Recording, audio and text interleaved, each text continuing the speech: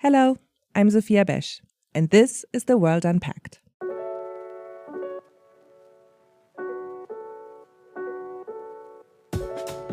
A couple of weeks ago, on May 14th, the Biden administration announced $18 billion worth of tariffs on a range of Chinese imports from strategic sectors. Those include electric vehicles, batteries, critical minerals, steel and aluminum, semiconductors, solar cells, medical products, and others. And this is the latest episode in Washington's controversial trade war with Beijing, launched by Donald Trump in 2018 and continued under this administration, under President Biden. So this week on the show, we are unpacking these new tariffs. What are they? What do they tell us about Washington's evolving relationship with Beijing? And what are the implications of this for the future of U.S. economic and climate policy? Joining me is my colleague Jon Bateman, who is a senior fellow for the Technology and International Affairs program here at Carnegie. And one of the reasons I really wanted to bring Jon on the show today is a really important report he published in 2022. It is called a Strategy and Policy Framework on U.S.-China Technological Decoupling. And loyal listeners of this podcast will remember Jon coming on to discuss this a couple of years ago. This report has had a really significant impact, I think, on how we understand this dynamic of economic and technological de-integration between the U.S. and China. So there's no one better to walk us through what has happened. Jon, welcome. Thanks, Sophia. Great to be here. Now, Jon, before we dive into the specifics of Biden's new tariffs, I wanted to just briefly look back into the recent history of the underlying U.S.-China trade tensions and how we got here. How would you characterize, I guess, the evolution of Chinese economic policy and U.S. economic policy thinking, perhaps just over the course of the last decade or so? So how did we get from economic integration to decoupling go? That's such a great question, and really we can't ask it often enough. We're living in this world. It's so recent and still so unfamiliar. So what is the origins? How did we get here? I like to go back 50 years ago to the beginning of the modern U.S.-China relationship when Richard Nixon visited Beijing and took us on the path toward formal bilateral relations. And that then touched off a several-decade period by which there was a kind of strategic bargain between the United States and China. Both sides determined that it was to their personal benefit to have a deepening economic and technological relationship. And then both sides kind of had their theories for how this might work out over time. Famously, a lot of American political leaders and policymakers believed that this would actually lead to a liberalization of China, not only politically, but economically, and help nurture a variety of reforms in all of the areas of U.S.-China tension. That didn't really happen. Instead, when Xi Jinping took charge in China, he really solidified the sense of those in Washington that China was not going to liberalize, was not going to become friendly to the United States.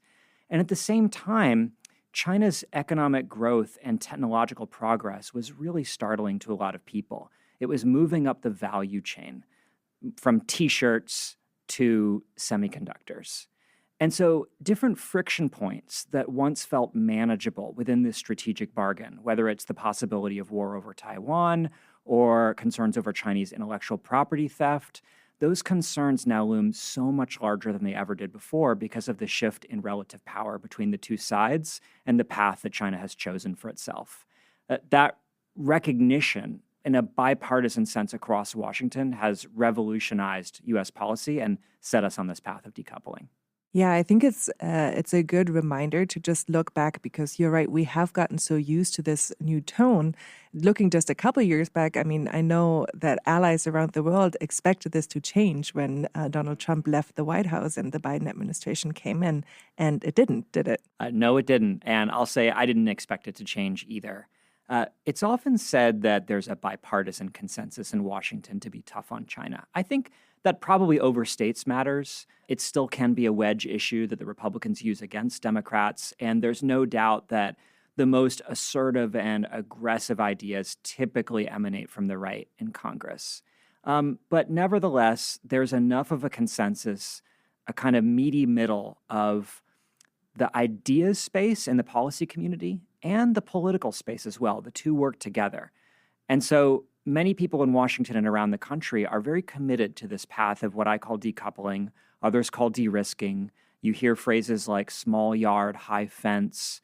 All sorts of terms are thrown about, but in essence, it means taking a tougher line on China, reducing our interdependence with them, at a high end to actually cripple China in a way, to contain and thwart and damage them. More minimally, to just reduce China's influence over the United States and U.S. allies to be more self-sufficient and less dependent on this unpredictable, somewhat adversarial power. That path is wholly baked in, and not only did it not change with Biden, but I would say people like to point to the supposed thaw that's going on between the two countries right now at the diplomatic level, and that's true. That has absolutely nothing to do with the policy level, and that's why we saw these tariffs rolled out. Let's dig a bit deeper into what's actually included in these new tariffs. I mean, you wrote your 22 report partly in response, I think, to the U.S. export controls on semiconductors and chip-making equipment at the time. And with those, Washington was hoping to deny Beijing access to sensitive U.S. technologies. But these most recent tariffs are different, right? I mean, they target the import side. They're restricting China access to the U.S. market. You mentioned this idea of the small yard, high fence, which I think came out of a Jake Sullivan speech last year. Is this still that? Can you walk us through the thinking behind the change from export controls to tariffs on imports? And why do you think the administration chose to do this? Sure. Yeah, I like to put all of these things in a larger bucket I call restrictive measures or defensive measures. Basically, the coercive powers and tools of the U.S. government being used to forcefully separate the two economies and technological ecosystems. So sometimes that operates at the level of trade. That can be either tariffs on the import side or export controls on the export side. There are also things happening at the level of finance, like investment screening, both inbound and outbound. You have increasing control on visas, on other kinds of technological exchanges between the two countries, law enforcement measures, the procurement powers of the U.S. government being used to restrict what state and local governments can be doing as far as purchasing Chinese technology. So it's a very vast toolkit. If you want to talk about tariffs specifically, the baseline is the very broad-based tariffs that Donald Trump put in when he was in president. And it's hard to overstate the sea change that these represented. We're now at a point where most Chinese imports pay somewhere between a 15 and 25% tariff. Now, keep in mind, China is the country that is the number one or was the number one source of imports in the United States up until last year. So that's a remarkable new level of friction in just a few years. What was distinctive about Donald Trump's tariffs is that they were very, very broad-based.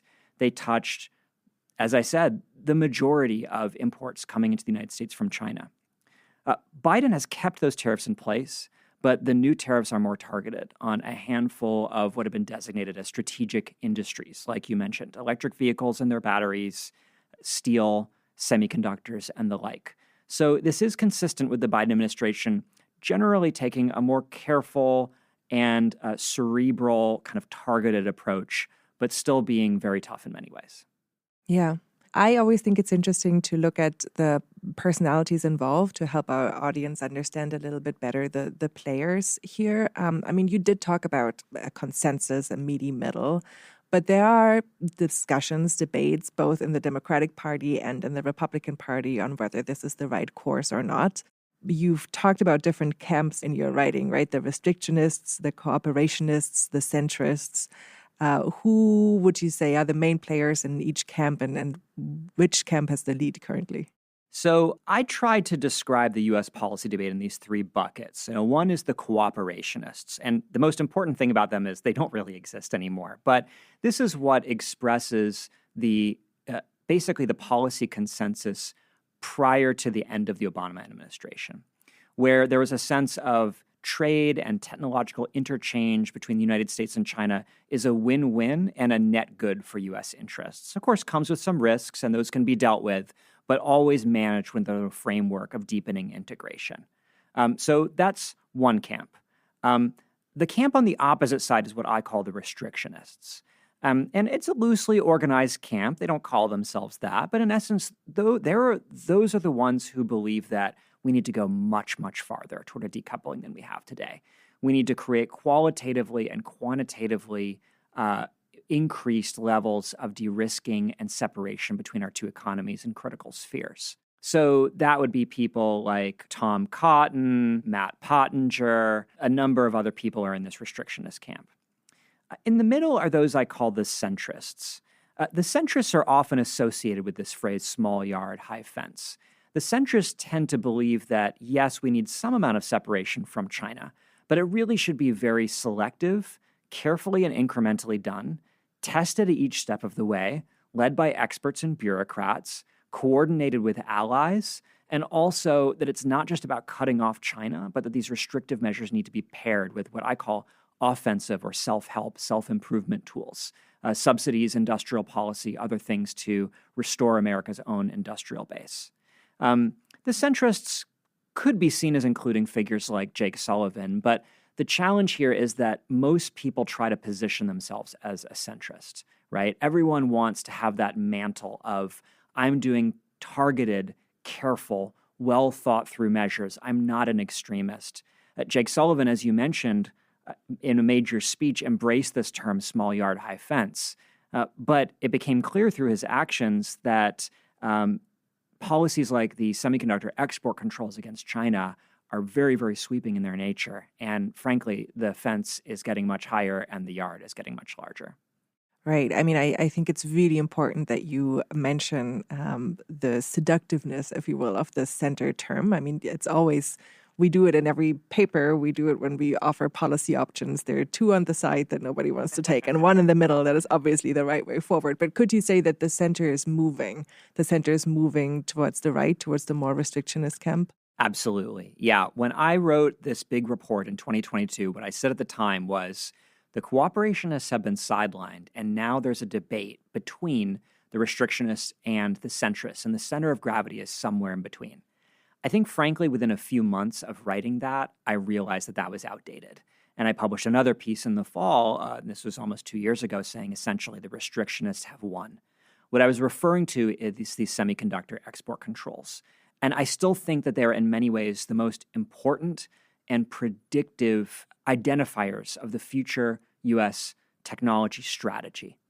What these did was they essentially said, we want to cut off China from this advanced form of computing. Now, these were described as dual-use capabilities. There was a lot of concern in the regulation about Chinese military modernization using advanced semiconductors, and that's true.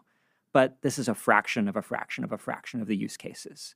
So in essence, what we showed through that policy is that to advance a supposedly very narrow national security objective, we were willing to take actions to foreseeably depress the entirety of the Chinese technology ecosystem across its society, economy, everything. I think that really says it all about where things are headed. I will say since that happened, I haven't seen as much things of that stature or gravity happen since. So that probably was still the biggest shockwave that we've seen since in the last 18 months.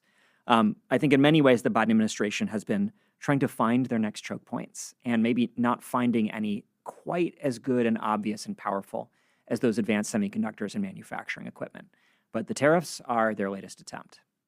I want to get into the politics of this decision a little bit more, and I wonder if it's useful for us to ask why now, right? So the announcement of these new tariffs a couple of weeks ago was at the surface triggered by a 4-year review of Donald Trump's tariffs, right?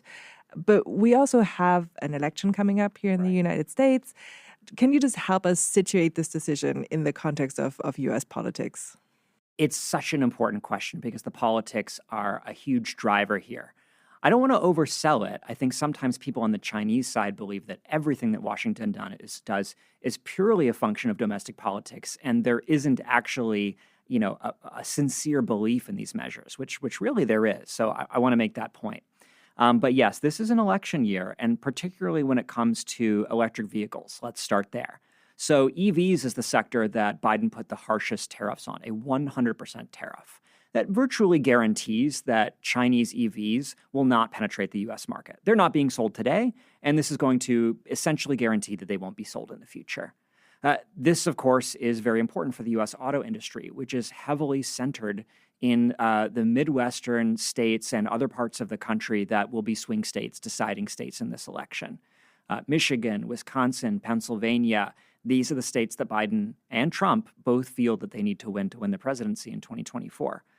So there is an ongoing battle on the one hand between the United States and China for market share in the global auto manufacturing marketplace, and then also between internal combustion engines and EV. And both of these friction points are potential threats to jobs in these heartland states.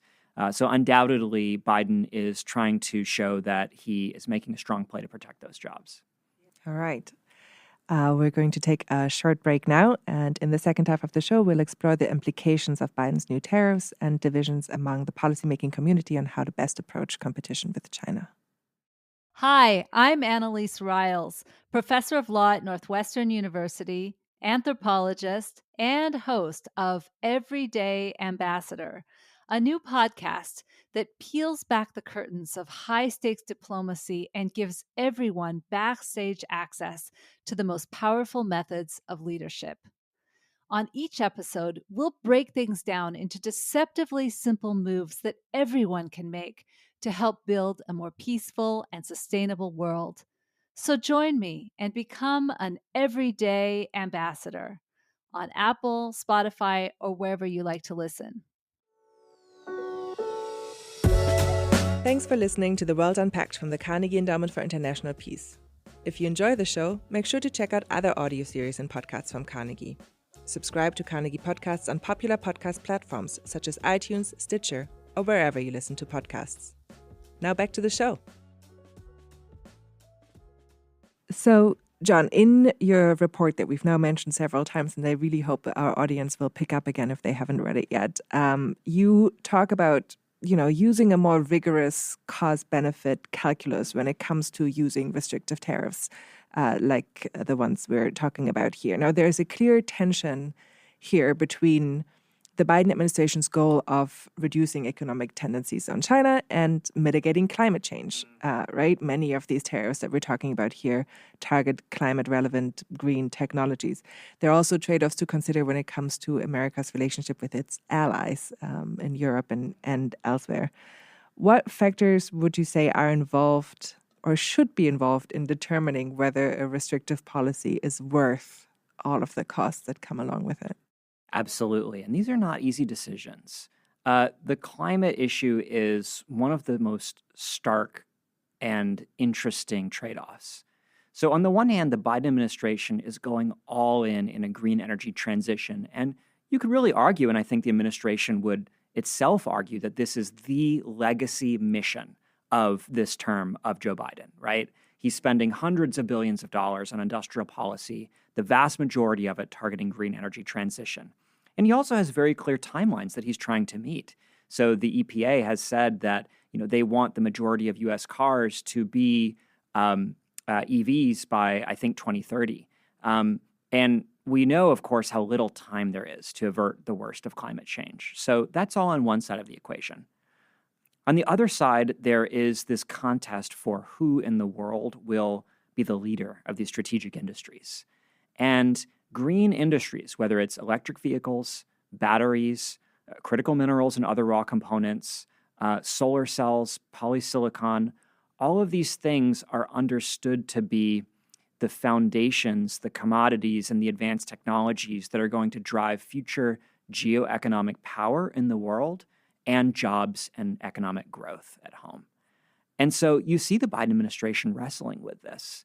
And I think what these tariffs show you is that the policy and the politics are clearly weighing in on one side.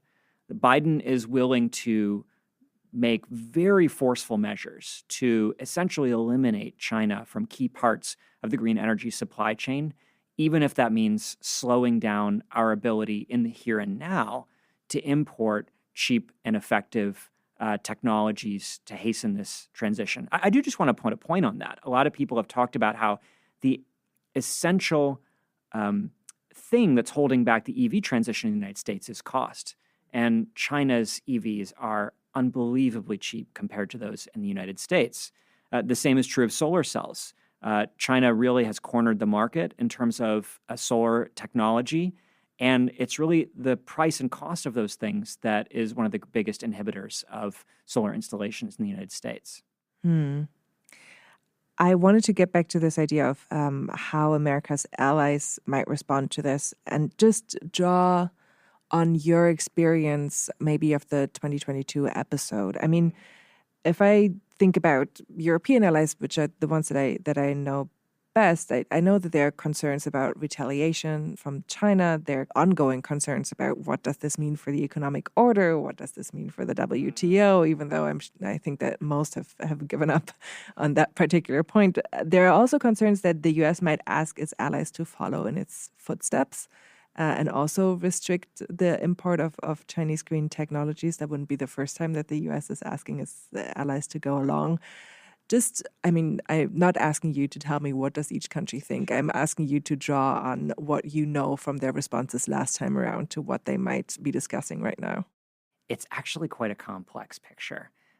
So at a surface level, it often appears as though the U.S. is out in the lead on any kind of restrictive measure. That we're the ones debuting new types of restrictions and using them so much more forcefully, and then calling upon allies and partners to follow suit in some form or fashion. We've seen this time and again with many, many different techniques, whether it's outbound investment screening, inbound investment screening, tariffs, export controls, semiconductor policy, and the like. 5G would be a classic example of this. Mike Pompeo and others did a world tour trying to convince other countries not to buy Huawei and ZTE, among others.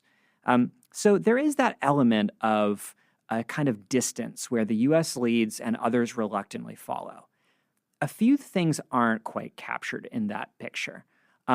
First is that many European and Asian allies and partners have a similar set of concerns.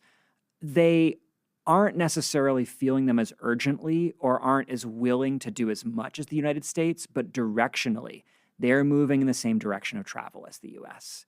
And they also might not use the same tools. But for example, the EU has its carbon border adjustment mechanism, its Green Steel initiative. Also, the EU and European countries are very concerned about the importation of Chinese cars, and I believe are contemplating or undertaking very serious measures against those. So there often is a sense of, let's do this in a WTO compatible way. Let's do this, collectively and through these other bureaucratic means. I think maybe one key difference is that the Europeans in particular want to be able to have a credible case that they're doing something that is kind of principled and that other countries could follow, whereas the U.S. is more willing to just state this squarely in terms of national security concerns, and that it's about China, it's about trust, it's about adversarial geopolitics. So it's complicated, and one of the things that you'll hear from U.S. policymakers is, and this is sometimes true, other countries might not say this out loud. They might actually want the U.S. to be out in front, taking the heat for some of these measures. Because it's really the smaller countries that China can pick off through retaliatory measures. When it's the big bad, the United States, and perhaps the EU and others acting in concert, it's a bit easier. No, I think that's really important to call out some of the hypocrisy that underlines some of the concerns that we've heard. I also think that, these smaller allies are acting in the context of a changing world and in the context of the economic order eroding. And so their options are also becoming fewer. And so that might also be one of the reasons that they're aligning with the U.S. on this. Yeah, I think that's right. Just briefly, the U.S. often says we don't want countries to have to choose between the United States and China. That's patently false. We absolutely do want countries to choose. And they're making that choice. They're trying to avoid it as much as possible. But many countries are choosing the United States in some form or fashion.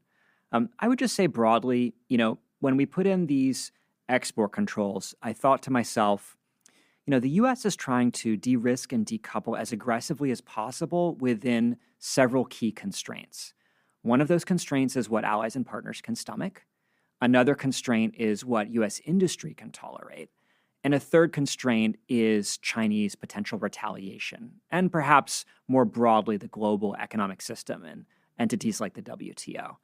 And I think from a Biden administration perspective, all of those systems, all of those constraints have basically held. We haven't gotten extreme pushback from any US policy or even the collection of US policies. I think, if anything, that could be seen as validating the administration's approach. It also makes it very likely that it'll be full steam ahead and that the US government will keep pushing until one or more of those systems or constraints pushes back hard. All right, fantastic. You're giving me a great segue into the next question that I wanted to raise, which is the question of the future, the question of the US elections. Every single podcast, I think, until November is going to have a segment on this. You mentioned the constraints within which this administration has operated. Would these constraints hold, do you think, under a Trump administration? They'll look different. Donald Trump, he's hard to predict in many ways, but I think what we can say from the first term of office is that he was generally heedless of a variety of constraints, perhaps most prominently allies and partners. I think there's a psychological through line in Trump's personal and political history that he often feels that America is more taken advantage of by our allies than by our enemies. And so in many ways, I think that's probably the constraint that he would pay the least attention to. U.S. industry, still important to Donald Trump. He wants to be able to show that business is booming, that jobs are being created, that the stock market is on his side.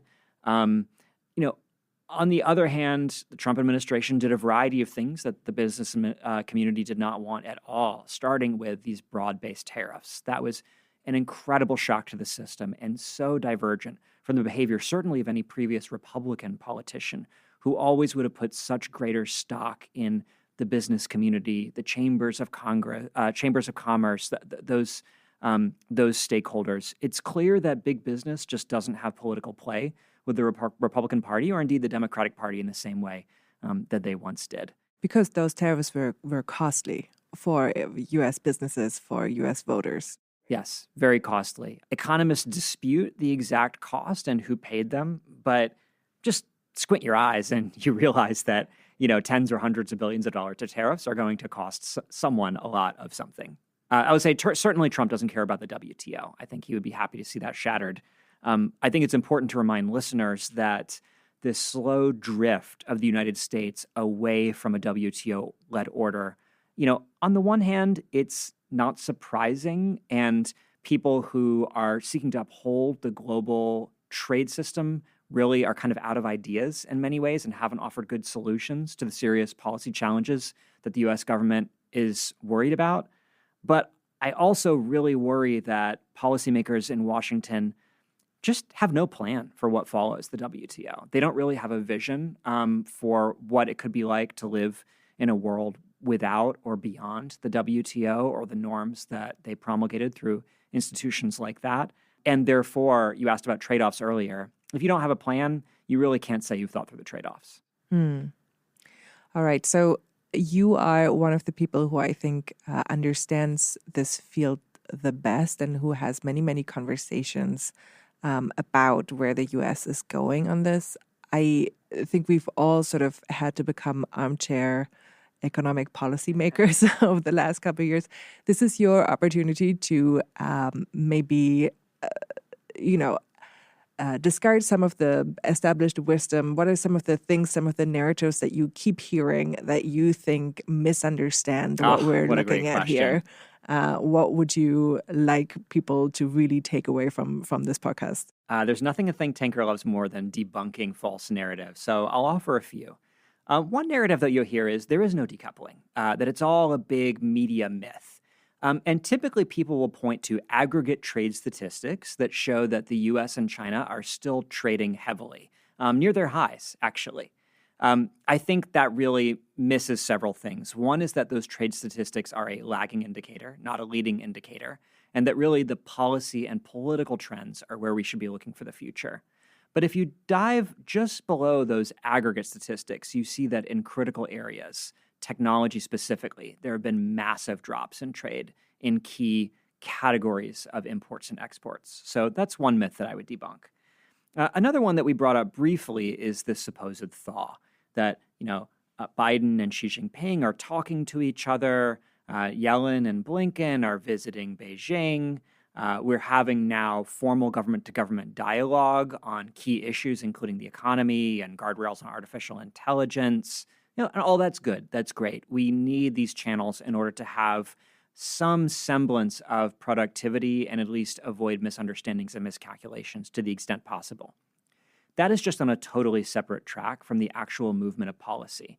And I think it's better to say that policy in both countries, and of course I'm talking a lot about policy in Washington, but of course similar things are happening in China, they're on kind of a feedback loops. They're on tracks that are almost impossible to stop or even slow down.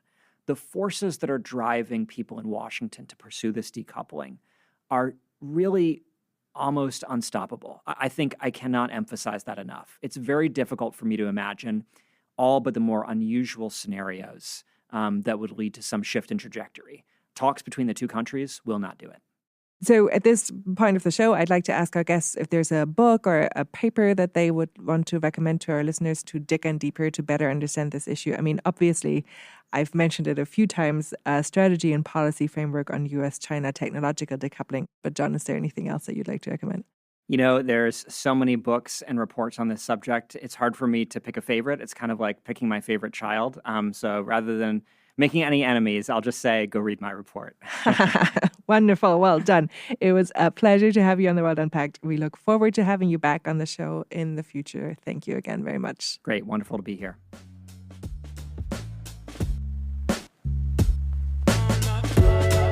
You have been listening to The World Unpacked, an audio production of the Carnegie Endowment for International Peace. Views expressed are those of the host and guest panelists and not necessarily those of the Carnegie Endowment for International Peace. Subscribe to Carnegie podcasts on popular podcast platforms such as iTunes, Stitcher, or wherever you listen to podcasts. Learn more at thecarnegieendowment.org. Tim Martin is our audio engineer, Mira Varghese produces the show, and Clarissa Guerrero is our executive producer. I'm Sophia Besch. Thanks for listening.